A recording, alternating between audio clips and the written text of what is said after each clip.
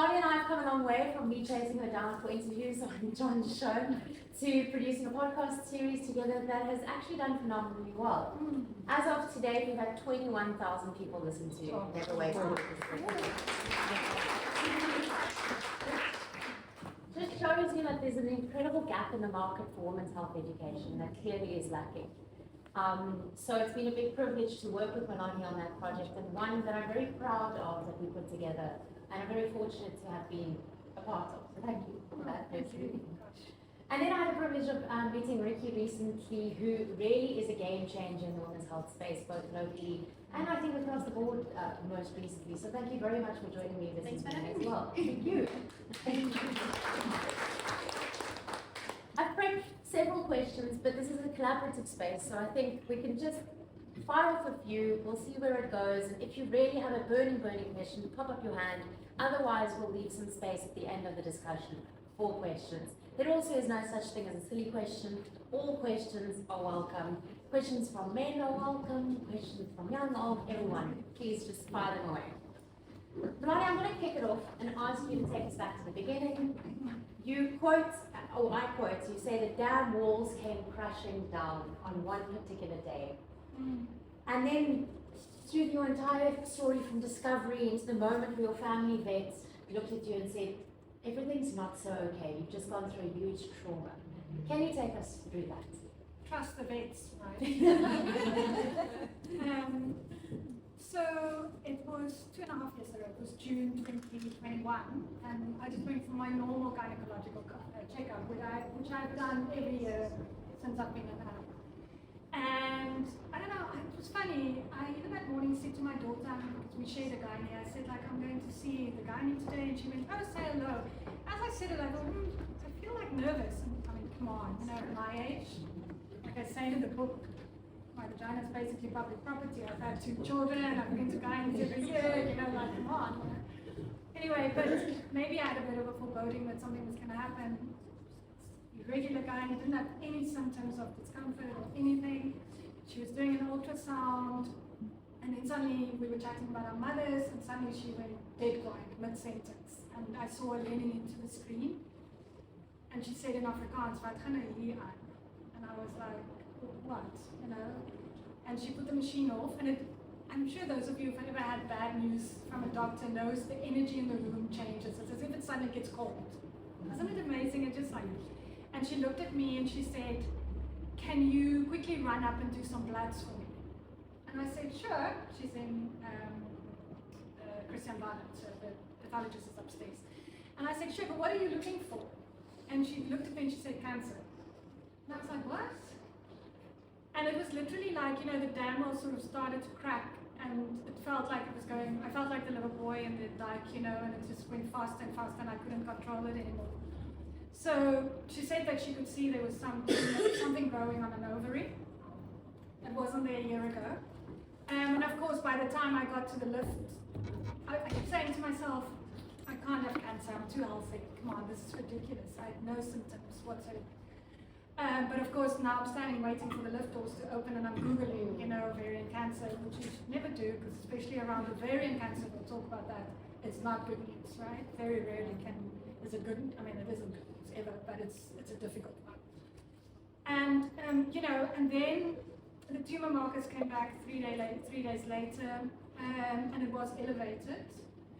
Now I actually know it wasn't elevated enough, but it was enough to tell her to phone me. This is where my journey with doctors really picked up.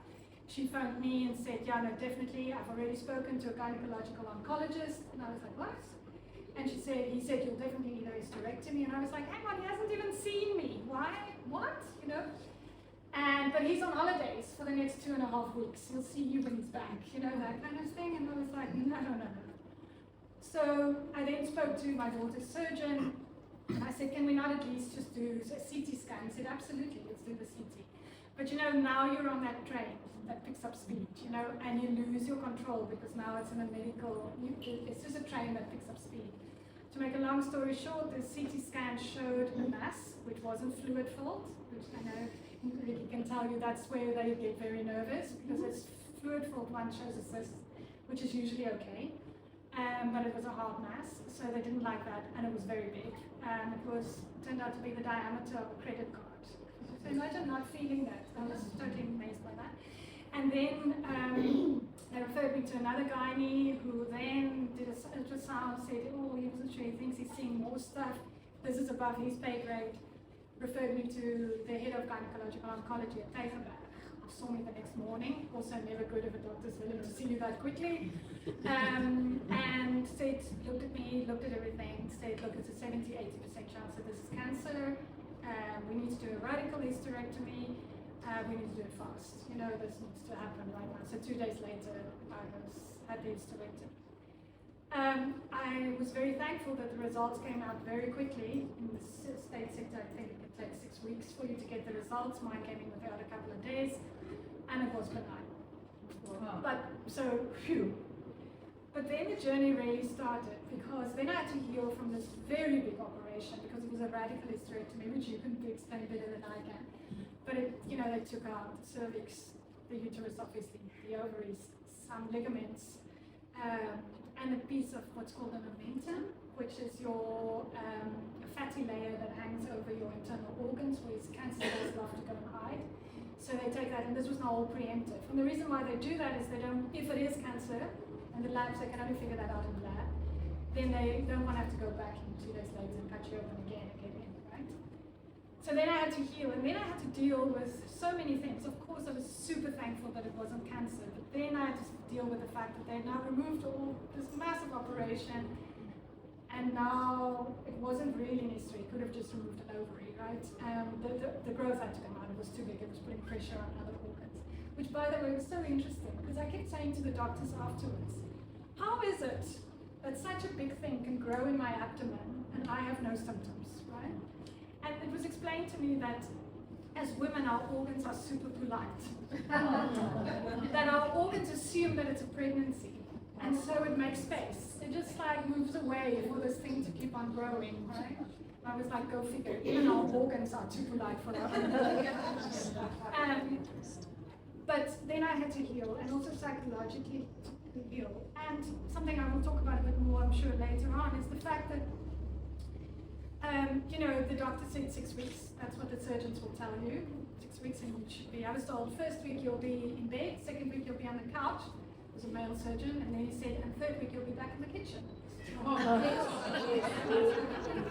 And I did say that wasn't how it worked. It took months, and from now speaking to women who've gone particularly through radical hysterectomies, it takes months. And then when I had to go back to work, so everything, all the leave that I possibly could have taken was finished, I ended up at the vet. And not for myself, for my silly, one of my silly golden retrievers who gets a post-nasal drip. And then thinks he's dying. So he then goes, and then goes completely frantic. And so, I mean, I walk in and I go, it's the usual. And he gets his cookie and his injection and he falls asleep. And that takes about 2 minutes, you know. And then the vet looked at me and said, are you okay? Because this is a big thing that happened to you, you know. And I thought how ironic that it was a vet who, of course, sterilizes animals every day. He was the one who picked up on it, you know. And he said, this is a big deal. I hope you take time for this. And then I realized, yeah, a little bit of PTSD happening. I need to far more go into the thing. I had started thinking about writing the moment the doctor spoke to me, that first moment. Because for me, the way life, I make sense of life is to write. So whether it's political stuff or personal stuff, or my partner who died in Ireland, I wrote a book. It's how I can somehow put things in place, you know, for me to contain. So as I walked out of the doctor's surgery, I thought I should keep notes so that I can write about this, you know, even if it's just my diary, but then it became a book. And that's then, after the vet as well, it picked up speed. So the vet is the first bit in the book. Yeah. And I mean, it's just been full steam ahead ever since. Yeah, so the book came out, and, you know, and the book is not just about the hysterectomy. It's a lot about aging, because that triggered, the hysterectomy triggered lots of things, and I think that's what happens to women. It dealt with mortality, because suddenly I had to face death really in the eye. It was the fact that I suddenly had to think, because I thought hysterectomies only happened to old women, right? And I was like, what? No.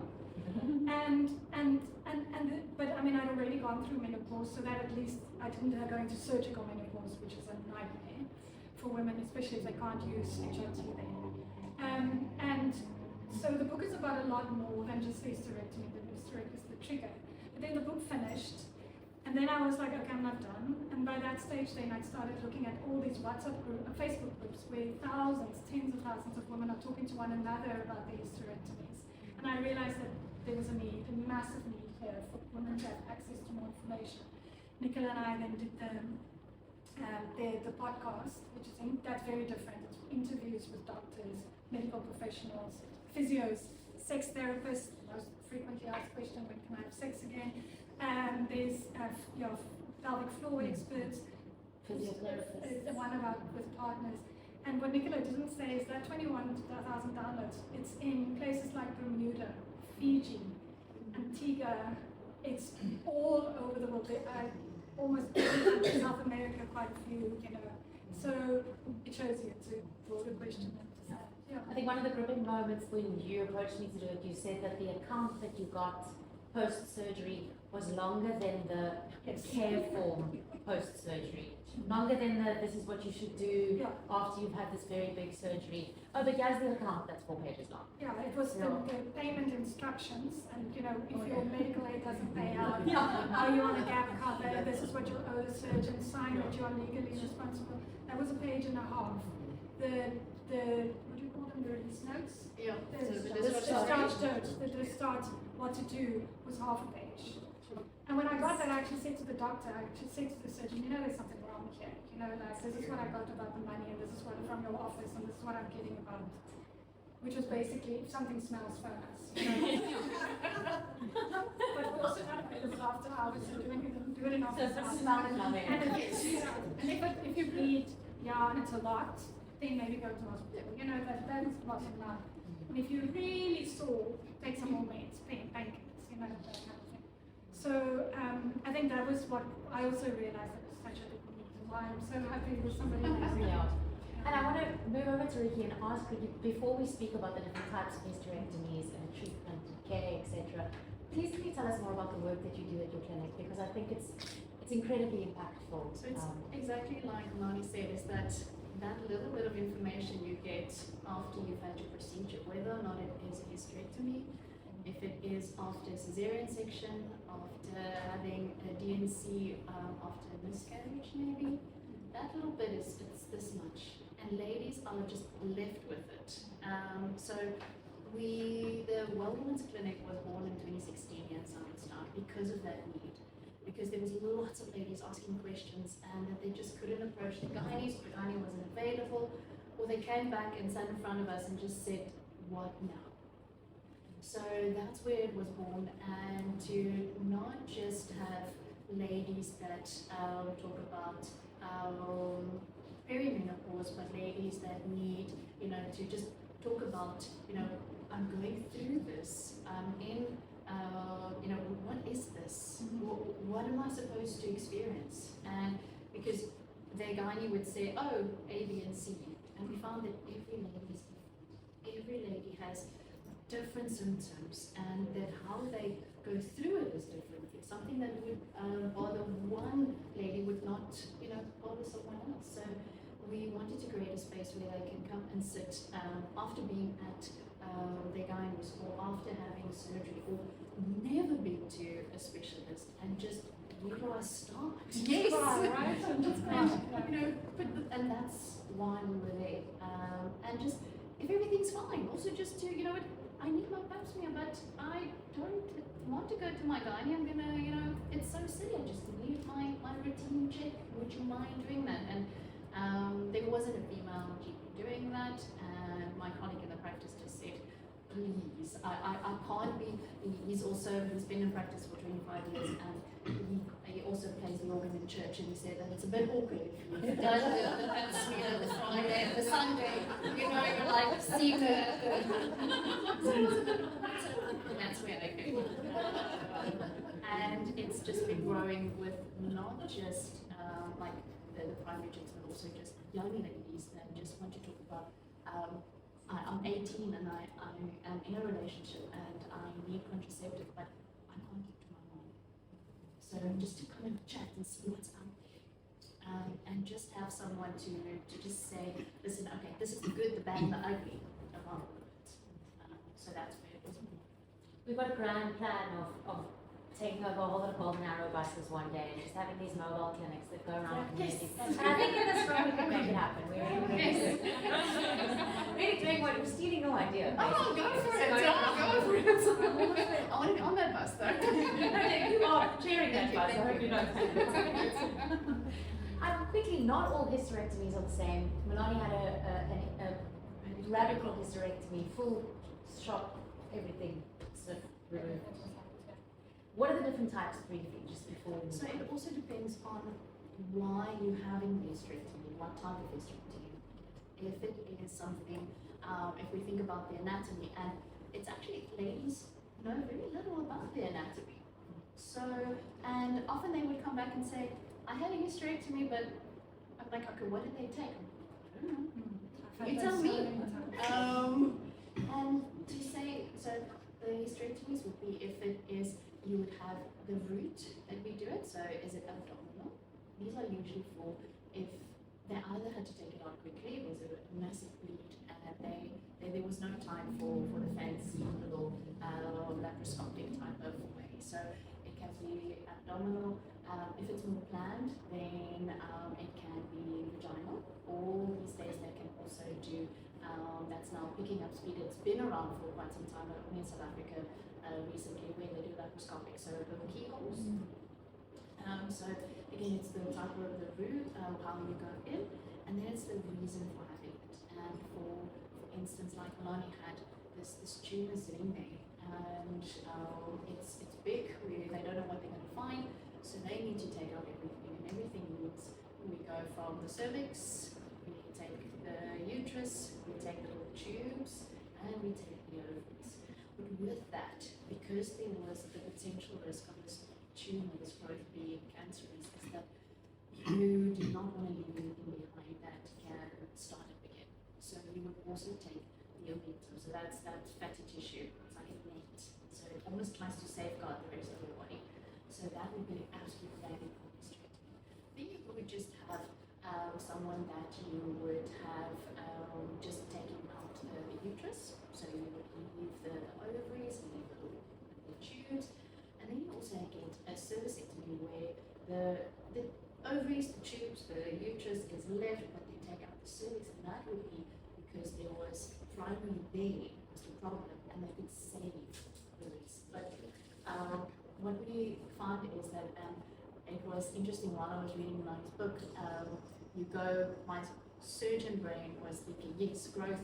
So this is what we do. We take it out, save someone's life, and then the female, the lady would say, no.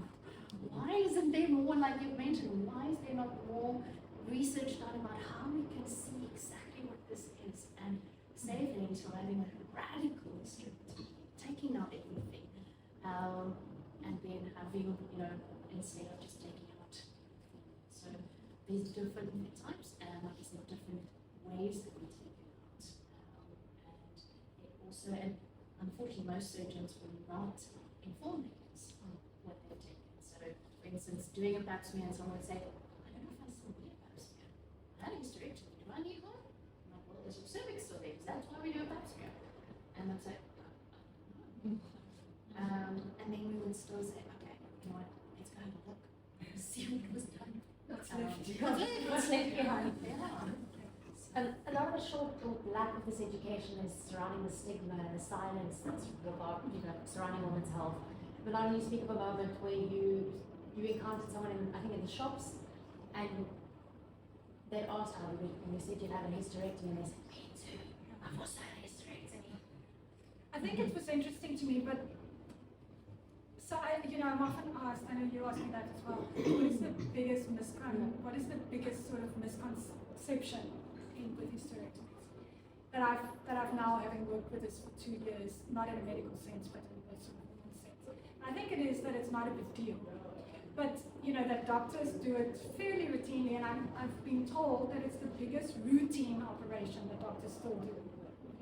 And just to say on that, I've now done the research. 70 to 76%, so let me backtrack. In America, they do 600,000 hysterectomies on average per annum. In the EU, 1.5 million. So imagine how many women go through this every year, right? And then we're not talking India or the developing world yet, right?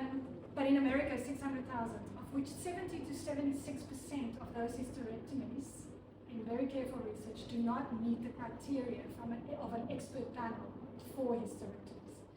So that means, and I think there's a lot of that still, maybe America's worse, but let's say some of that is true everywhere, that doctors still routinely, once women get to a certain age and they have menopausal issues like bleeding or whatever, you know, that's the go-to. You don't need it anymore. There was a horrible gynae in Dublin, in Ireland, many years ago. I mean, look, he's not an upstanding, wasn't an upstanding citizen, but he used to say a uterus has only two needs in the world, and one is for having babies, and the other one is for cancer. So if you don't need the babies are gone, then you just take it out, you know. And I think that's crude, but a lot of doctors feel that way, you know. Instead of there are so many alternatives now for menopausal problems, but hysterectomy should really be done as a last resort, and actually just really when there's severe problems, you know, either uterine deformities or very big fibroids, or then if there's cancer, you know, issues at stake, because it is a really big deal. So I think part of the thing that people think it's not a big deal is because doctors don't make it a big deal. Surgeons, and particularly male surgeons, because they would never go through it. You know, like he kept on saying, well, now you know. My surgeon, I go, yeah, I'll remember for my next hysterectomy, you know. But the other thing is that women feel a sense of shame. And I think it's got partly to do with the fact that a doctor says to you, by week 6, you should be fine. Very few women feel fine at week 6. Those who have just uteruses removed, I think, and they have a vaginally or laparoscopic, they seem to be recovered quite quickly because it's not that invasive. They might still psychologically have issues, but they seem to physically bounce back quite quickly. But anybody who's got an abdominal cut, of course, it's a big deal. It's like those of you had cesareans know it takes about 3 months before you know sort of starts doing this, right? But I think part of the problem then is that there's also the silence from women because they feel a sense of shame. They feel a sense of shame for having the op because it's done there, and secondly a sense of shame that they weren't okay after 6 weeks, you know. So and they don't have a Riki to go and talk to, and they just think they should just push through, and it's them that's not strong enough. And this is a recurring thing that I pick up from them all the time. And I think that for me, it's partly why I did the book and the podcast is also to break that shame cycle. And the funny thing was, here's me, and very few things makes me, you know, I'm not quite very conventional, as you've already seen. I mean, I'm very open about things. But I didn't want to tell my clients who are all in the financial sector, I do political analysis today, I didn't want to tell them I had surgery. I said I had surgery. And I caught myself and thinking, why am I doing that? And it was partly to do with, I didn't want them to start thinking of me as old, I didn't want to draw attention to the fact that I'm a woman. I didn't, you know, all that kind of thing started playing in. And so I had to challenge myself, and this is why I also talk about it now, because I think we talk about periods now, we talk about menopause a little bit more than others, tiny bits. The rest of the world is, we're not doing it so much here, but we don't talk about this. Women don't talk about it, even to each other. Please. Riki, what other challenges do you face in your practice that women don't speak about, that we need to really address? There are so many. We also see that if a certain age group of ladies would, because of that shame with that you said, and it's so true, is that you would ask them, why did you have a hysterectomy? And I'm like, because I was told to. Because of absent. Was there lots of bleeding? Was there? I don't know. They found something and they just told me that's it. So that's definitely something that we pick up, is that there is that we don't talk about it, and people were not or ladies were not informed about why we're doing things. They were not allowed to ask those questions as to like, but why are we doing this type of hysterectomy and not another way? It was just, so we've got that issue. And the other thing that we find is that we often, and she put it so beautifully, where we want to be good girls. We don't want to complain. We just motor on and we just soldier through because there's things to do.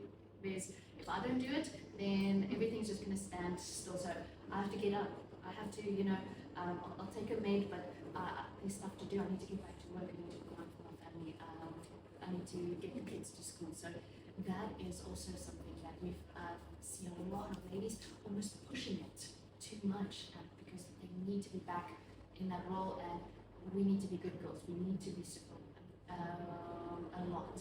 We see that, and also just getting negative feedback from other people where, not just on hysterectomies, but for instance, someone sat in front of me the other day saying that she had 3 miscarriages, but someone told her, luckily, it was just chemical. And I'm thinking, but even if it was just chemical, it's your body tricking you. That burden that you walk with, that psychological burden that someone would say, oh, you know what, it's like having a hysterectomy. You didn't use that organ.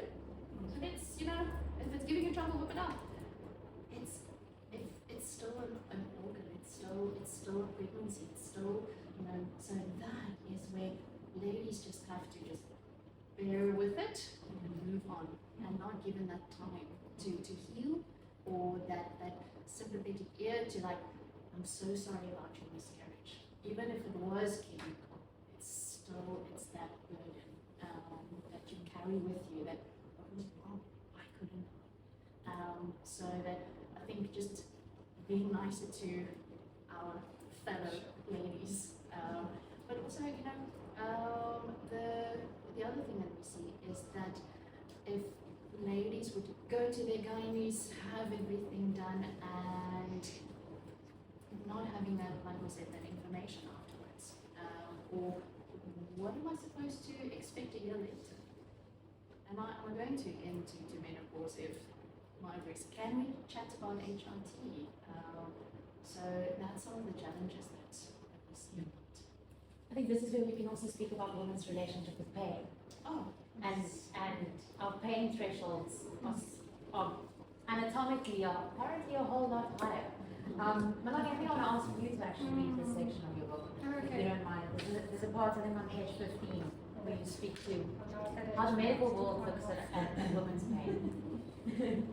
Yeah, so it's pain and the general. So what happened with me is that then when I was able to sort of start moving around a bit, I went to actually a very, very nice sympathetic doctor that I've been seeing. She's an integrative doctor, so been helping me through menopause. And I went to see her because I did, despite having gone through menopause, I got menopausal symptoms again, because I now understand that even if your ovaries are basically shut down, they still keep a sort of latent little bit of hormones going just to protect your brain and your bones and that kind of thing. And so if they look that out, even if you've been through menopause, the male gynaes don't, they say it's nonsense, but I can vouch for that. You get a little bit of flushing again, and that kind of, and I was like, been there, done that, I need help, I'm not doing this again. It was hard enough, 2 years. 2 years of like, as a friend of mine calls it, power surges wasn't enough, and so then I started really researching and really reading the books. I had this, when I drove back from her, I had this vision in my brain, over my mind, of all these women around the world with all these incredible scars on their body from various procedures. And I just want to say right now, because I want to be careful that it doesn't become an anti-hysterectomy evening. That's not how I see it. Hysterectomies are often needed, they often save women's lives, and they can also improve women's lives dramatically if they are needed. What I'm worried about is the ones that are done just routinely, and secondly, the fact that women are not prepared for it well enough, they're not cared for it enough afterwards. So that, I just want to be very clear about that, so that people don't sit with, now I shouldn't have had a hysterectomy, or doctors get annoyed with me because they think that I'm anti. And so anyway, then I started doing the research about why is it, for example, and we can talk about that a bit different because that's not the section, but why, for example, is there no proper screening mechanism for ovarian cancer? Why was it necessary that I had to go through this? And, so then I went down the rabbit hole of researching all these books about women's health. So I started reading a book which was called The Truth About How Bad Medicine and Lazy Science Leave Women Dismissed, Misdiagnosed, and Sick. It's a woman called Maya Dusenberry wrote this book. And I write in the book, so I'm reading from my book now. This phenomenal book reveals how the vast majority of medical research is done on male bodies, and thus often inappropriate when it comes to treating women with similar diagnoses. Because our bodies are, we're not just small versions of men. Our bodies function differently, right? Dusenberry calls this the fact that medical science knows less of every aspect of the female biology compared to male biology. She calls it the knowledge gap. However, what interested me more was the fact that she also talked about the trust gap. Dusenberry points to the research that has proven that doctors don't take women's complaints as seriously as those of men. For example, and I looked at the research as well. For example, she quotes studies which revealed that women wait on average 65 minutes compared to men's 45 minutes to get treatment for abdominal pain in emergency rooms in America. If you go in with a stomach pain, it's going to take 65 minutes for a doctor to see if you're a man, it's going to take 45 minutes, on average, right? They were also far less likely to be given strong painkillers such as opiate, despite having the same pain scores as men. So they would say I have 5, and the men would say 5, and the men would get more pain, stronger pain, obviously they get more. Other research proves that women were 7 times more likely to be sent home in the middle of a heart attack than men. And then another woman, Deborah Copenhagen, I don't know how to pronounce her surname, in her book called Lady Parts, phenomenal read, but don't read it at night, says it's unless you're going through menopause when you're not sleeping says that when a woman claims that her pain is 7 out of 10, her doctor will assume it's a 5, while men's self-reported pain will be taken at face value. And this was borne out by research. A recent study found that medical doctors believed that female patients had less pain and were more likely to exaggerate pain. This resulted in men being far more likely to be recommended pain relief. So men would be recommended pain relief, while women were often recommended psychological treatments when they ended up with doctors. I know many people, are you very stressed? You know, I recently went for a colonoscopy. And so a little bit freaked out after the hysterectomy. So I made an appointment. I was over, nothing is wrong. I was just over 50, so they were all like, you haven't gone, you haven't gone. It's like, okay, I'll go, because I can't bear another loan from my GP. But freaked out, because now, last time I went with nothing being wrong, look where I ended up. So I said I want to speak to the guy first, went there, said to the man, look, I've recently had this experience with a hysterectomy, so I am nervous. I'm not usually nervous, I'm very mind over matter, but I'm really nervous. And I welled up a bit, and he said, okay, so are you on anti-anxiety meds? And I was like, no. And he went, all right, fine. Any other psychiatric medicine? And I was like, no. And then he went, okay, so do you have any abdominal discomfort? Then we got to the digestive things. He asked me 4 times during that thing. Again, he came back to the anti-anxiety meds. I challenged him the next time I went. Why did you ask me 4 times about anti-anxiety meds when you're a gastro guy? Why did you ask me that? And he froze. Maybe he read my book by then. And he looked at me and he said, no, I just asked because it can interact with other medicines, if we give you medicines. And I said, but you didn't ask me about any other medicines, whether I use any other medicine. You just asked me about anti-anxiety meds. So it was interesting. So he psychoanalyzed me. The interesting thing that I don't read there now, because it's in another part of the book, which is part of that. So here's the problem with pain relief in women, is that what they also researched was that women tend to underreport their pain because they don't want to look hysterical or a crybaby or tough, right? So what women would do if asked, give us between 1 and 10 your pain score, and the woman would go in her head at 7, but let me rather say 5, I don't want to be a nuisance, I don't want. So a woman would say 5. The problem is then the doctor is, according to the research, thinking she's a bit hysterical, women tend to exaggerate, so they give you it at a 3. So now instead of getting at a 7, you're getting pain relief at a 3. And then of course women sit with the pain and they don't want to be a nuisance again and call the button and so on. And those messages, I think, are often, they're so subtle, we don't even know we're doing it. I think it's not like we all will go through that process in our head knowingly that we're doing it. But I want women to be alert to that. And also, so next time you asked about if we have an operation, God forbid, to break your arm, and they ask you, overestimate it. Go 9. But, it was interesting to me. I figured that out after my hysterectomy as well, because, so I get discharged, and I go, pain relief. And they go, yeah, we're giving you some ibuprofen and some paracetamol for 3 days. if needed, if you can't cope after that, you can use it, you can keep using it. But now I'm going like, what does that mean? How sore must it be before I'm supposed to take it? And the other experience I had was actually in hospital, and I write about that. One of the surgeons that saw me during that time came in and looked at my file, and he was like, the anaesthetist was nice to you. And you know, it's an anaesthetist that prescribe pain meds. I only recently figured that out, not actually your surgeon. And I was like, why? And he said, he's giving you the good stuff for 3 days. And I went like, what's the good stuff? I was like, I don't think I took opiates or anything because I wasn't like loopy or anything. And he said, intravenous paracetamol, which is Bernardo just in liquid form, right? But it works very well. I mean, it is a very effective painkiller. And I was like, is there a problem with taking it for 3 days? Is there...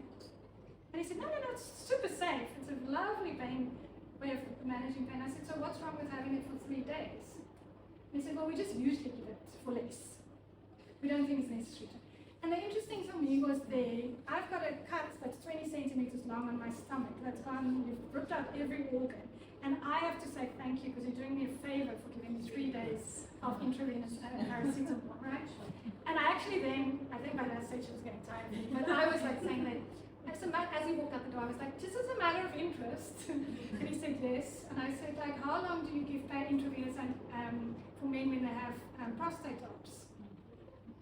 And he said, a bit longer, and he walked out. I was just, for me, the messaging that comes through, right? So a friend of mine who's actually a doctor said to me, she had an experience where she had an episiotomy during a very difficult 24-hour long birth, where they cut you to get the baby out. And the next morning, her gynae came in, male gynae, clapped her file open, and she's a doctor herself, and scratched through and said, that's enough now of the intravenous paracetamol, come on, it's not that bad, kind of thing. And she said afterwards she felt so ashamed, but she should have said, of course, well, if somebody cut as a medical, she should have said, if somebody cut that for you, let's see how many days of painkillers you want. For me, this was part of the broader thing about research not being done on bodies, but also the messaging that we receive from often, not all male doctors, I want to be clear on that as well, and not all female doctors are sympathetic either, because those results actually was female and male doctors, that wasn't just male doctors. So it was interesting for me, to recognize that, and I think it's important that we sit with that when we go to doctors and remember that, unless it's Riki, they forgot. Other than have these conversations, Riki, what do we do? We talk to each other. We encourage each other. We, ladies often, they do come to me and we have these conversations, but it is to open up. And I actually now, the podcast is now, part of the prescription where go and listen to it, even if it's not because of hysterectomies, but get that information, get that before you even need to go in for something. It's not all about the hysterectomy, it's about hormones. Get your facts, ask the questions. We're often too scared to be, sorry, I don't want to be a burden, waste of time, but I've got these questions. No, write them down, ask these different questions. Ask, lady friends who's gone through it. Often, there's a generation where we did not talk about it. I think back at my mom, where I know she had a hysterectomy, but there was no talking to friends about it. So ask those hard questions, and if you're not happy with your answer, go to the next one. Get your second opinion. Listen to the facts. Download that or listen to that podcast, but don't just accept if you get an answer about these types of well-woman's questions. If you're not happy, don't just accept it. So ask, be brave enough to say, I don't like what you say. Please explain again. Or what about, I've read about this. Do that. Ask it. And if the doctor's not willing to entertain it, yes, find another one. Find another one. Get that second opinion. It's not the right one for you. Definitely. I'm done with doctors who disrespect you. Because half for me about healing is about taking ownership of the body and the psychological process. There's a physical process that needs to happen, but it's also what happens. And if you don't have If a doctor's not willing to work with me as the owner of this body, then I'm They're done. not, yeah. And also one size does not fit all. Where one lady would be absolutely like, you know what, I'm not using this, take it, it's That's making my My life mom was like miserable. that. My mom, when she said And that's fine, if that's you, but you cannot put everybody in the same box. You cannot let ladies just have, you know what, this is your discharge summary, this is the paid meds for 3 days, and if you need us or something's walking out of you, or they come and chat to us again. No, you need to individualize that, and you need to feel comfortable with your doctor, with the decisions that's made. You need to be part of the decision making. You need to, if there's something that's unclear, stop and say, whoa, let's talk about that again. Like when I said, if you're not happy, get that second opinion. But talk to each other, encourage each other. Don't. We're on this journey together, and it's not about being old and having hysterectomies. It's about being young, and also encouraging our daughters, our nieces, let them ask the questions as well.